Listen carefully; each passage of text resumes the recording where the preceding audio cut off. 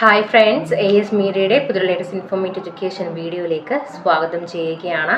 കേരള സർവകലാശാല third semester BE degree എക്സാമിനേഷനുമായിട്ട് relate ചെയ്തിട്ട് ഓൾറെഡി രജിസ്ട്രേഷൻ സ്റ്റാർട്ട് ചെയ്തിട്ടുണ്ടായിരുന്നു.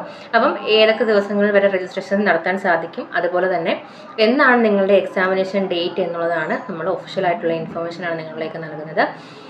2020, 21, 22, 23 അതുപോലെ 2019 ബാച്ച് സ്റ്റുഡൻസിൻ്റെ രജിസ്ട്രേഷൻ ആൻഡ് എക്സാം ഡേറ്റ് ആണ് ഡിസ്കസ് ചെയ്യാനായിട്ട് പോകുന്നത്. അപ്പം ഈ ഒരു വീഡിയോ എൻഡ് ആവുന്നത് വരെ കാണുക, എങ്കിൽ മാത്രമേ കൃത്യമായിട്ടുള്ള ഡേറ്റും കാര്യങ്ങളും മനസ്സിലാക്കാനായിട്ട് സാധിക്കുകയുള്ളൂ.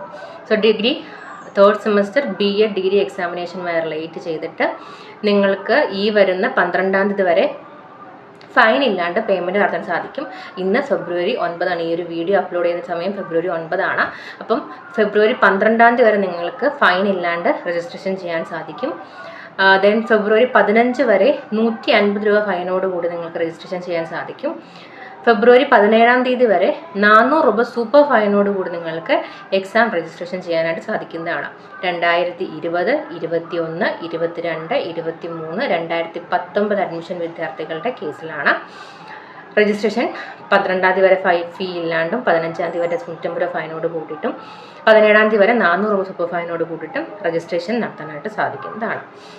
ദെൻ നിങ്ങളുടെ എക്സാമിനേഷൻ ഡേറ്റ് രജിസ്ട്രേഷൻ നോട്ടിഫിക്കേഷൻ പ്രകാരം നിങ്ങളുടെ എക്സാമിനേഷൻ ഡേറ്റ് പറഞ്ഞിട്ടുള്ളത് മാർച്ച് 3 മാർച്ച് 3-ാം തീയതിയാണ് നിങ്ങളുടെ എക്സാമിനേഷൻ ഡേറ്റ് പറഞ്ഞിട്ടുള്ളത്. അപ്പോൾ ടൈം ടേബിൾസും കാര്യങ്ങളൊക്കെ തന്നെ ഒഫീഷ്യലി വരുമ്പോൾ നിങ്ങളിലേക്ക് എത്തിക്കുന്നതായിരിക്കും.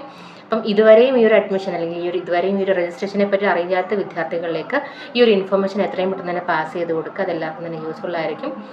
ചാനൽ സബ്സ്ക്രൈബ് ചെയ്യാനായിട്ട് മറക്കരുത്. ഇതുപോലുള്ള അപ്ഡേറ്റുകൾക്ക് വേണ്ടിയിട്ട് അതോടൊപ്പം ബെൽ ഐക്കണിൽ കൂടി എനേബിൾ ചെയ്തെടുക്കുക.